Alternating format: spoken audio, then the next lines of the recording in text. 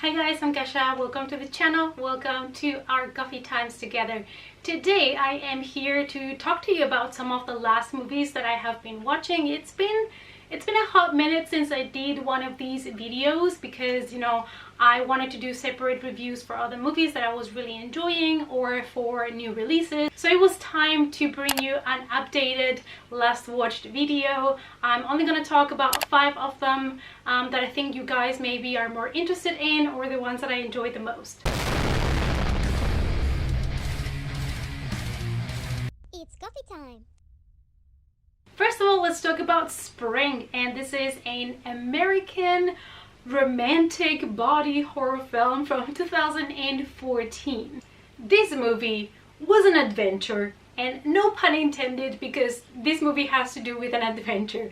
So we have an American guy that decides to take an impromptu trip to Italy, and while he's there by himself, alone, he meets this girl and he starts this relationship with her, and it's kind of like weird because the movie starts like a romantic movie, but then it turns into sort of like a creature feature, as you can probably tell by the cover. And I just really liked that this movie was kind of unexpected. I gave it 3 stars. I think it's a very solid film, that it is different and it was well done and executed. I absolutely loved the cinematography in this film. And if you're looking for something completely different and weird, definitely check this one out. Next we have The Hole in the Ground from 2019. It is a supernatural horror film directed by Lee Cronin in his feature debut film. The film stars Shanna Kerslake, James Cosmo, Kati Autinen, Simon Kirby, Steve Wall, and James Quinn Markey. So Sarah and her son Chris are moving to the countryside in Ireland after she decided to leave her husband. So we have our typical story of a now single mom with her kid moving into this creepy house that it's basically in the middle of nowhere, just close to the woods. So you kind of expect certain things from this film. In the movie, the event that triggers the horror aspect, the supernatural aspect of the movie, is that her son goes one day into the woods, and when he comes back, he starts to behave weird. So the mother thinks that something is wrong with him, something has changed since that day that he went into the woods. And you know, the beginning of the film was super promising. I absolutely loved the colors that were used in the film. It was beautifully shot, and the acting was pretty great also from the kid, which sometimes can be a hit or a miss. So everything was actually pretty good, and this was like a very strong independent mother. So I really kind of liked the whole thing until sort of the middle to ending point, because that's when things started to get super convenient. Conveniently there's this there, conveniently this that, you know what I mean, and a little bit more predictable, but I still thought it was decent, so I gave it 3 stars. Next, we're gonna talk about a movie that not everybody's gonna love, and that is Terrifier from 2016.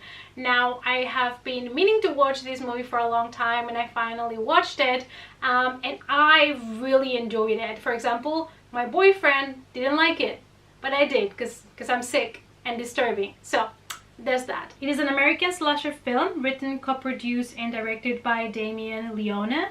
The film stars Jenna Cannell, Samantha Scafidi, David Howard Thornton, and Catherine Corcoran, and follows the actions of a homicidal clown named Art, who terrorizes and kills victims in a decrepit apartment building on Halloween night. Now, this movie, like I said, is really not for everybody. It is a movie that it's not focused on plot. Okay, it's more focused on the gore, let's be honest about it, and it is not perfect, but this was a low-budget independent film, and honestly it's one of the best ones that I have seen in many years. It's one that it created this typical character that it is what made the old slashers, Jason and Michael and all of that. And so I think Art the Clown, the actor that plays him, does such an amazing job. If Art the Clown would not have worked, when it comes to a character and the acting, then the movie would have been bad. But I think he just hold the whole movie on his shoulders. And also the female cast was actually pretty strong, and I do like that there are certain tropes that are in the film that are kind of broken. I'm not gonna say exactly what because that's gonna be a spoiler, but honestly I really liked it. I think that it's funny, it's gory, it's entertaining, and I want to know and I want to see more of Art the Clown. And they are working now on part 2, so I cannot wait to watch that one. But keep in mind, this is a movie that it was created a little bit more for the gore, so, and it is pretty intense. So, you know, if you're somebody that does not like that kind of movies, then maybe this one is not for you. Next we have Maro Bone from 2017. This is a Spanish psychological horror mystery drama film written and directed by Sergio Sanchez and starring George McKay, Anna Taylor-Joy, Charlie Heaton, Mia Goth, and Matthew Stagg. The story follows the siblings as they move with their sick mother into a house that belongs to them, to the family, and how they are struggling to get money when they have such a sick mother, and they start to discover secrets related to their family. So basically, this is a movie that it's not extremely horror in the sense that it is not your typical horror film. This is a very slow burn movie, and you need to give it time. One of the strong points of this movie is definitely the acting. All of the cast is so strong, and this is a movie that has very subtle, like, supernatural elements to it. They utilize the lighting, they utilize the way that scenes are shot in order to create like really creepy moments. So it is not based on like jump scares or like extreme on your face violence or things like that, especially at the beginning. So it might not be for everybody, and also it is a movie that has a specific plot twist. And I know that some people complained that the movie was hard to follow or to understand, but I don't agree. I think that the way the story was told is actually doing a great job at unfolding only the information that they can give you without spoiling what's gonna come next.